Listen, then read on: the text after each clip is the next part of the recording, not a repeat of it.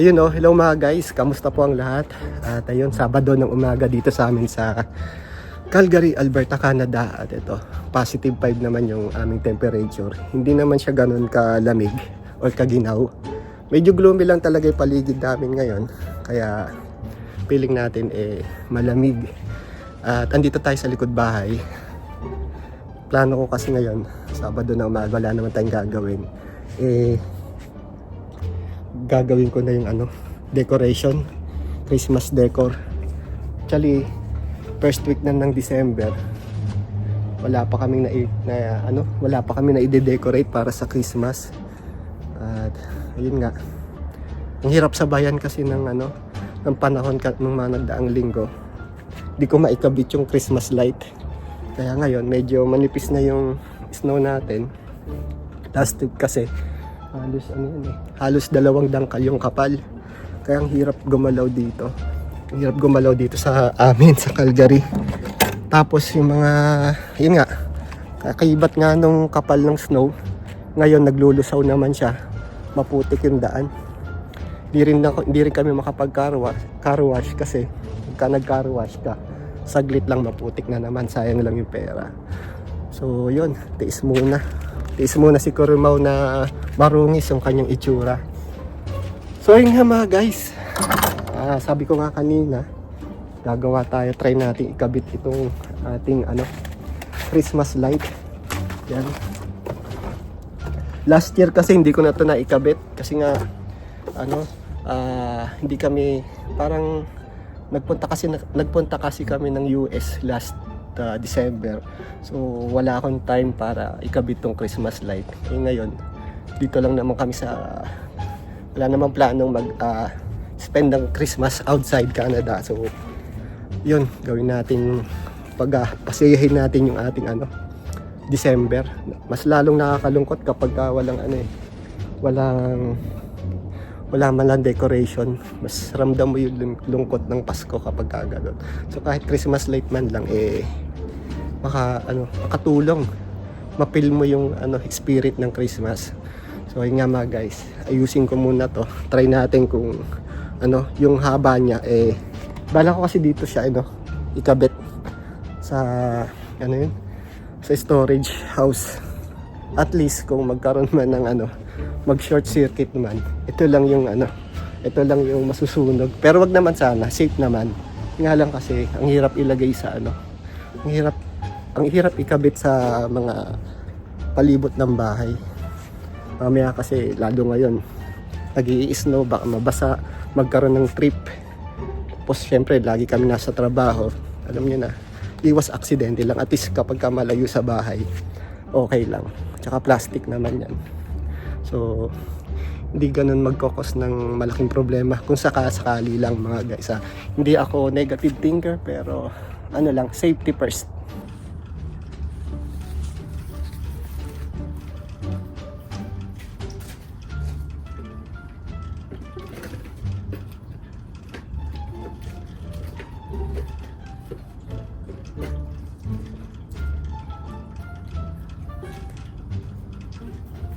So yun mga guys, bali ito yung ating Christmas light. Nabili ko siya last year sa Costco. Canadian Tire. Bali $25 plus tax, siguro mga sa 27, mga ganun. So 150 lights to. Siguro kakasya naman to dito. Kaya yun, subukan natin.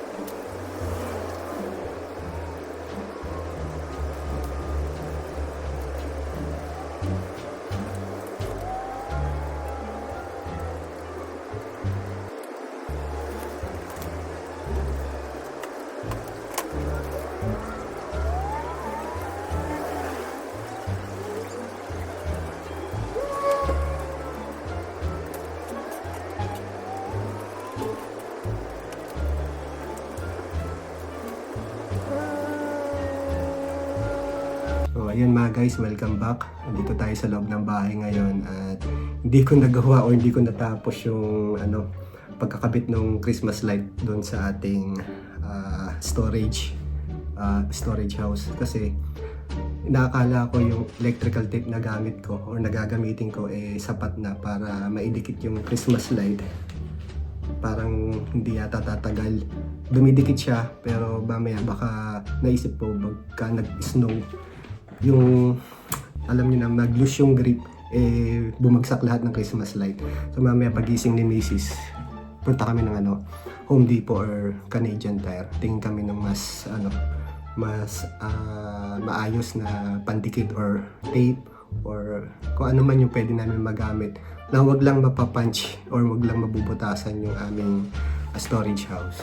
So yun, epic fail kumbaga, pero okay lang kasi syempre mga guys, dito ka sa Canada, sobrang lungkot ng ng mga Pasko, ganyan. Gusto ko talaga kahit paano man lang magkaroon ng buhay yung aming December o yung buong period ng Christmas and New Year. So yun nga, kapag may Christmas light ka, at least pag dumilim na, nag-start ng dumilim, magkakaroon na ng buhay yung paligid mo, sasaya. Parang syempre nung nasa Pilipinas tayo, di ba? Lalo sa bandang Pampanga, dun makulay yung mga Pasko nila kasi dun ginagawa yung mga parol na may ilaw, ganun. Basta maraming lugar sa Pilipinas, o halos yung lugar sa Pilipinas, kapag sumapit na yung bare months, talaga makikita mo na talaga na makulay yung paligid. So dito kasi sa Canada, parang hirap hanapin nun Parang dito nakadagdag pa yung winter kapag December, talaga malungkot. So yun, total medyo kumpleto kami ngayon kasi nga dito yung kapatid ni Mrs. Kahit paano may pamilya talaga kami makakasama ngayong Pasko, bukod dun sa mga malalapit sa aming mga kaibigan. So yun na lang yung kukumpleto din ng ating celebration ng Christmas. So yun, kape muna mga guys bago tayo magkadramahan dito. At yun nga mga guys, habang nagkakape tayo, mayroon kanina rin, pagkagising ko, nagbabasa-basa kasi ako ng mga comments nyo ng mga subscriber. Pero yun, bago ko i-share yun, gusto ko muna uli magpasalamat sa mga nagsasubscribe at patuloy pa rin nagsasubscribe dito sa ating channel. Kahit bibihira or minsan nga wala talagang uploads, may mga nagsasubscribe pa rin. Kaya sobrang salamat sa suporta nyo. At ayun, di ko alam kung paano ko paano namin extend ni Mrs. yung aming pasasalamat. Kaya to kahit simpleng content makapag-upload man lang. So yun nga mga guys, kanina habang nagmumuni-muni tayo sa higaan, may nagbabasa tayo ng comment. At meron isang comment doon na medyo matagal na isang buwan na yung nakakalipas. Comment niya to doon tungkol sa isang vlog namin tungkol sa mga international student, kung gaano sila ka-apektado sa mga nangyayari dito. So sabi ni Pinoy Sac TV, parang kung may advice ko pa ba daw ang karamihan na mag-international student. So ayun, para sa'yo Sir Pinoy Sac TV, hindi ko siya masasagot ng straight na oo or hindi. Kasi sa sitwasyon ngayon sobrang hirap, daming pagbabago dito sa amin, dito sa Canada. Parang kada words of encouragement na pwede kong bitawan or as a piece of advice para sa isang individual na kagaya mo or dun sa mga nangarap na pumunta dito as international student, parang nakakatakot kasi parang makaapekto sa buhay nila, makapagbabago ng buhay nila. Parang pag sinabi ko makapagbago, pwedeng maging successful gaya ng nakakarami dito, or pwede din naman maging failed yung kanilang journey papunta dito as international student. Yun nga, sa kabila ng mga nangyayari. So, ganito na lang. May napanood kasi kaming movie sa Netflix last night. Yan.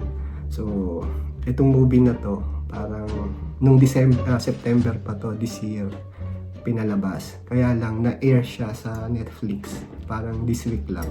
So, nagkataon parang Na-curious ako panoorin kagabi. Panoorin namin mga magkakaibigan, si Macy, si kapatid niya, si sister-in-law, tsaka yung bisita namin sila Jed, Carmi. So, istorya siya ng international student. Typical na international student na galing sa Pilipinas. Nag-iiba na. Nanonood yung mga international student. Oh. Si Jed. Ako. Saka yung mga OWP. Hey, may open work permit din na, no? Ayun pa isa. Mga international.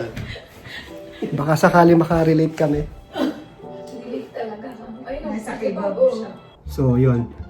Typical story siya ng isang international student na gaya ko, gaya nila Jed. Yan, mga kaibigan namin dito na international student na nangarap, nabuuin ng pangarap dito sa Canada. So, yung title ng movie is Maple Leaf Dreams. So, parang kung dadigest mo yung salitang maple leaf, parang syempre, ano ba yung sumisimbolo sa Canada? So, maple leaf. So, parang Canadian dream. Parang ganun yung pagkaintindi ko dun sa title. So, yun, highly suggested ko kung may time ka. Or para din dun sa mga kabayan natin na still nangangarap pa rin na makarating dito para buuin or ayun, matupad yung kanilang Canadian dreams. Panoorin nyo din tong movie na to. Bukod dun sa pelikula nila Catherine Bernardo tsaka ni Alden Richards yung Hello Love. Hello Love. Tapos ito, ano rin to? Medyo realistic. Realistic talaga siya. So, gamitin natin itong vlog natin na to para since napanood ko nga siya last night, bigay natin yung parang take ko or yung point of view ko dun sa pelikula na Maple Leaf Dreams. So, from sa love story and yung talagang buhay Canada, bigay natin yung take natin dun kung gaano siya ka-realistic at gaano siya kaganda. So, yun nga. Unahin natin dun sa love story. Sa love story, medyo soft yung ano niya, yung ano nila, yung drama nila, kumbaga. Di siya ganun ka, gaya nung kay... Di ka pa naman napapanood yung Hello Love, pero sa tingin ko kasi dun sa Hello Love, more on love story ni Catherine siya ni Alden. So, parang continuation yun nung kanilang love story nung nasa Hong Kong pa sila hanggang makarating dito sa Canada. So medyo hard yung kanilang drama. So or yung tema ng kanilang love story. Pero dito kasi sa Maple Leaf, medyo light lang. Talagang umikot yung istorya na yun dun sa buhay nila dito sa Canada. So yun nga yung love story nila. Then doon naman tayo talaga sa nung nakarating na sila dito sa Canada, yung buhay Canada ni ang pangalan nga pala nung bida dito sa Maple Leaf at Maple Leaf Dreams ay si character na lang na guys. Hindi ko kasi kilala yung or hindi ko ma-recall yung pangalan ng artista. Yung screen name na lang nila dito sa movie, si Maki. Yung si Maki yung lalaki, si Molly yung babae. Tapos si Molly siya yung nag-international student. Bali mag-common law sila, common law partner from Philippines. So yung background ni Maki sa Pilipinas is pang restaurant manager. So maganda yung trabaho nila pareha sa Pilipinas. So yun nga, dahil nga syempre sa kahirapan, actually nasa middle class family sila, hindi naman ganun hirap na hirap sa buhay, hindi rin naman ganun kayaman. Kaya lang syempre, gaya ng mga istorya ng ibang international student na nagpupunta dito from Philippines, isa yung kahirapan sa nagdala sa kanila para makipagsapalaran din dito sa Canada para mabago yung buhay nila. So ganun din umikot yung istorya sa umpisa. So yun nga mga guys, ayaw masira yung yung parang thrill ng pelikula pag pinanood nyo. Kaya medyo yung kwento ko mabilisan lang, yung parang pahapyaw lang. So yun nga, ang sasabihin ko lang dito is yung parang yung mga nakita ko na talagang realistic na nangyayari dito sa Canada base dun sa ginawa, base dun sa pelikula. So yun, number one, nung dumating sila dito, naging vlogger. Parang blinag nila yung scene na, yung nasa airport sila, nag-aantay ng flight, hanggang makalapag sila ng Toronto. Doon kasi sinut yung pelikula sa Toronto. Basta lahat ng typical na nakikita nyo sa mga nag-vlog, nag-start mag-vlog, gaya ko. Kaya lang ako late bloomer kami nila misis. Nung nag-international student ako, wala talagang vlog or hindi kami nag-start mag-vlog about journey namin as international student and open work permit. Nung na-achieve lang namin lahat nung dapat namin ma-achieve dito, doon lang kami nag-start mag-vlog. So ito nga sa pelikula yon. Pagdating nila dito, vlog kagad, pakita yung magagandang spot sa Toronto. So yun yung number 1 na notice ko na very realistic. Tapos pangalawa, yung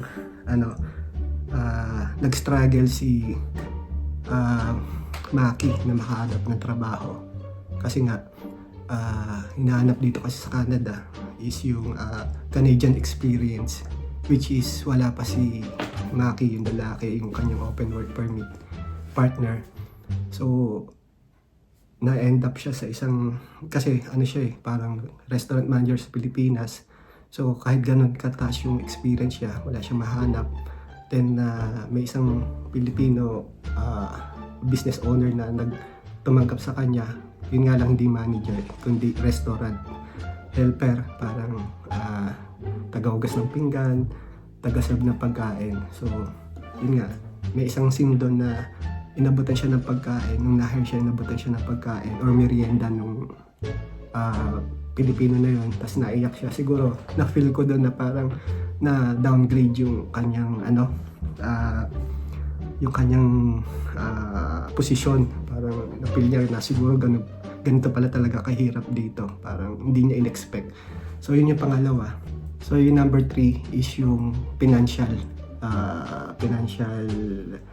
readiness ng dalawang mag-partner, si Maki at si Molly, kasi parang napabilis yung pagpunta nila ng Canada kasi yung tuition fee, half ng tuition fee parang binigay nung father ni Molly, parang pampa-start sana nung talyer business ng tatay niya. Kaya lang parang sinacrifice ng tatay niya para sa future ng dalawa.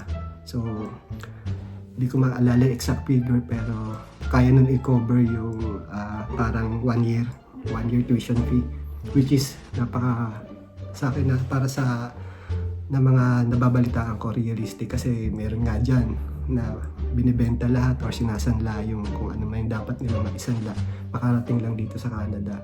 So, walang pinagkaiba sa totoong buhay. Tapos yung pang-apat is yung na-hospital si Maki. Sobrang trabaho. Nagkaroon siya ng parang appendicitis yata. So, ito totoo talaga to. Na-hospital siya, nagpa-emergency siya ng gabi. Nakalabas siya, nakauwi siya, umaga na. Kasi nga, dito sa Canada, libre yung healthcare.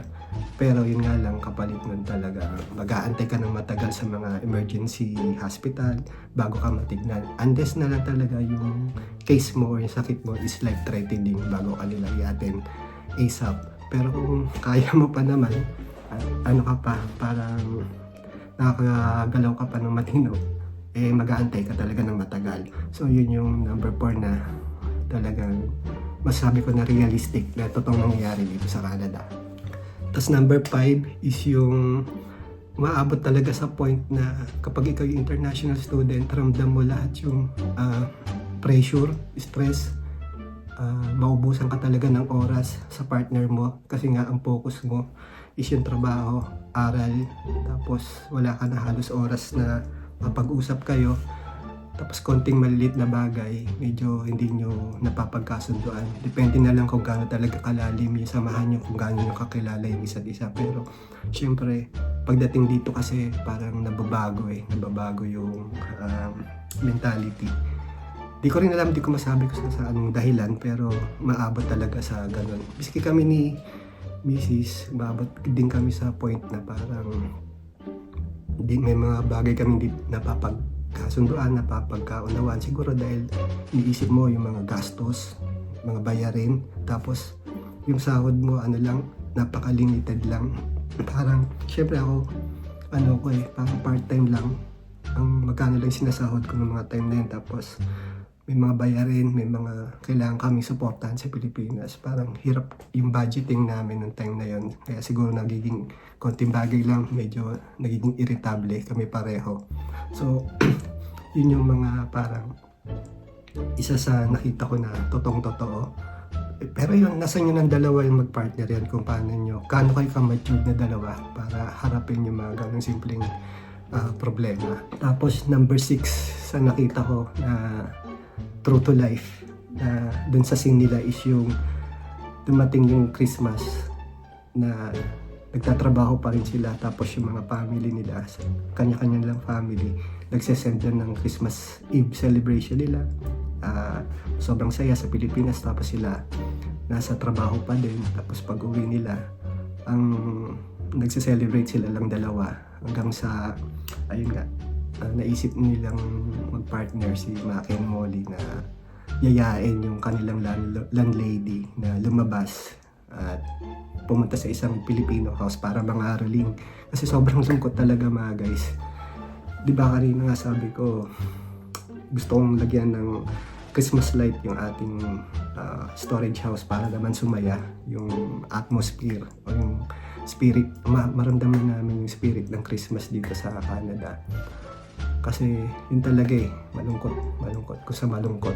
Kahit tanyo December na, kahit ikutin natin tong paligid namin dito, wala kayo makikita na may mga Christmas decor. Siguro meron niya mga next week magkakabit, pero kung hahanapin mo yung spirit of Christmas na meron tayo sa Pilipinas, hindi mo makikita dito yun. So ganun yung isang scene dun sa pelikula na to, na yun nga, sila lang dalawa ng mag-partner yung kakain ng Noche Buena, tapos ang ginawa na nga lang nila is lumabas ng aroling, naganap ng Filipino house or family na pwedeng nilang pag carolingan, yun. Pero dito mga guys, hindi, parang hirap gawin nun. Parang hindi ko makita yung sarili ko ng mga kapitbahay ako na tapos kakanta ako ng Christmas carol, baka pagtawanan kami dito. Pero at least, di ba, sa pelikula may posible. So yun nga, na-meet nila yung mga ilang Filipino family. Pero yung mga nagustuhan ko doon, shinare nila doon yung totoong life experiences nila dito sa Canada, na which is 100%, 101% na totoo. Tapos yung number 7 ko, yung ito siguro last na to mga guys, para naman may thrill pa para sa ibang hindi pa nakakapanood, is yung nawala yung father ni Molly, baga namatay. So na-expired. So marami talaga dito, siguro napapanood niyo din naman sa mga news like Omni News, may mga international student family, kung hindi international student yung nagkakasakit or kabalas-malasang nawawala, may mga family sila member like tatay, nanay, namamatay sa Pilipinas at hindi ka nga makauwi kasi parang sobrang mahal ng pamasahe, number 1. Tapos yung status mo parang hindi pa ganun ka-stable. Ako kasi yan, nakaka-relate ako dito kasi nangyari ito sa totoong buhay, sa akin na mismo. Nawala yung aking tatay. Yun nga lang kasi pandemic nun, COVID, understood naman na talagang hindi ako makakauwi. Pero siguro kung nangyari din yun ng normal days, yung walang kinakaharap na pandemic, baka siguro hirap din para sa akin umuwi kasi nga sobrang mahal ng pamasahe. Yung isipin mo na lang yung ipamamasahe mo, ipadala mo na lang, at least makakatulong pa yun para dun sa kung ano man yung dapat gastusin, para dun sa kung living, serbisyo, kung ano man. So ganun yung nangyari dun sa isang scene na pelikula na to, dun sa father ni Molly. Hindi siya makauwi, sobrang na-depress siya, parang gusto niya na sumuko at sabihin na lang na hanggang dito na lang yung pagka-Canada ko at wala rin namang mangyayari. Kasi nga, kung naalala nyo, sabi ko kanina, yung tuition niya, yun sana yung pang-start ng negosyo ng kanyang tatay. Kaya lang, sinakripisyo nga niya para dun sa anak niya para dun sa future niya dito sa Canada. So, yun, di ko na siya masyadong ididetalye. Basta, yung ganong scene, yung ganong sitwasyon, eh hindi imposible na talagang nangyayari sa totoong buhay dito sa Canada. Yun mga guys, yun yung, at especially sa'yo, Mr. or Sir Pinoy Sac TV. Yan yung siguro pwede kong isagot dun sa tanong mo. At yan yung totoong buhay na nangyayari dito sa Canada. At kung meron ng, or kung gusto mo man, or kung may kaibigan ka man na gustong pumunta dito sa Canada as international student, siguro papanood mo muna yung pelikula na yan para magkaroon siya talaga ng idea kung ano yung pwede niyang datnan na buhay dito sa Canada. Kung ganun kaya niyang mag-sacrifice. Kung bukod nga dyan guys, syempre dapat pag pumunta ka, plan ka pumunta dito sa Canada, bukod sa financial, kailangan mentally and physically prepared ka sa lahat ng pagbabago na pwede mong kaharapin dito. So hindi lang naman kasi ang pagka-Canada is parang na-hype ka lang kasi yun yung uso, yun yung pathway na in demand. Oo, madali, sa tingin mo madali lang isipin, mag-aaral lang pala eh. Oh, okay, siguro. Kung talagang matalino ka, magaling ka, siguro sisiw lang sa'yo mag-aral. Pero ang mahirap kalaban dito is yung depression. Tsaka yung mga, yun nga, kung ano yung mga nasa pelikula o yung mga nabanggit ko. Yun yung talagang magpapabagsak sa'yo dito kapag mahina-hina ka.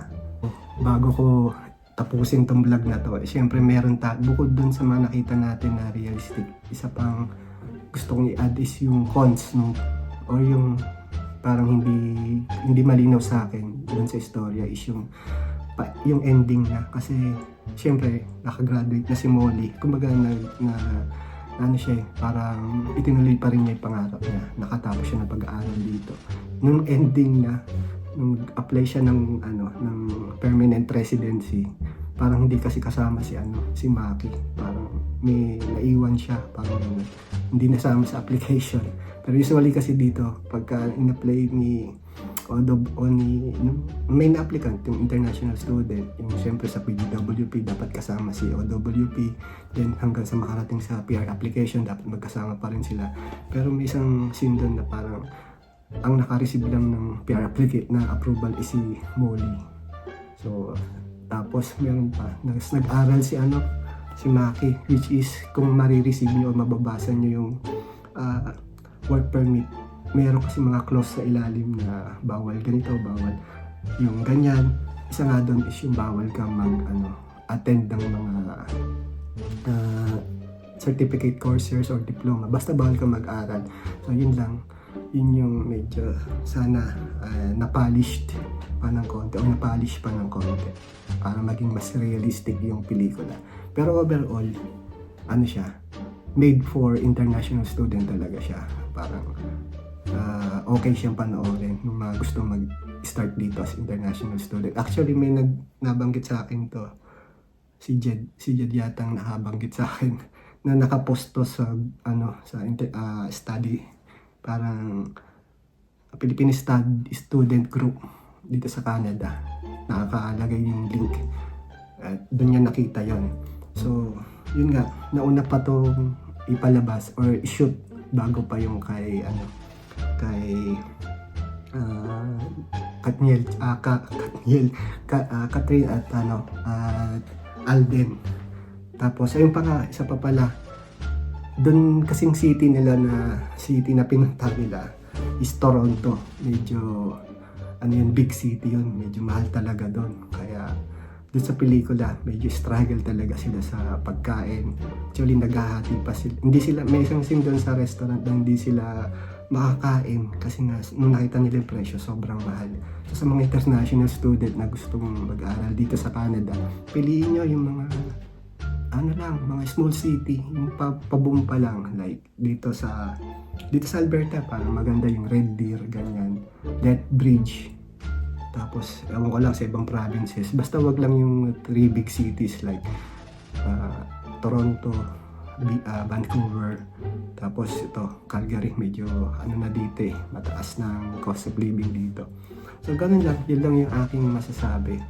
At siguro hanggang dito na lang yung ating vlog. Baka mas mapakwento pa ako ng gusto. Yun, panoorin nyo na lang sa mga hindi na nakapanood ng Mayful Leaf Dreams. At ano din siya, highly recommended siyang panoorin para magkaroon ng idea yung iba na kung ano talaga yung totoong buhay dito sa Canada. So yan mga guys, hanggang dito na lang muna at see you na lang ulit sa ating susunod na vlog.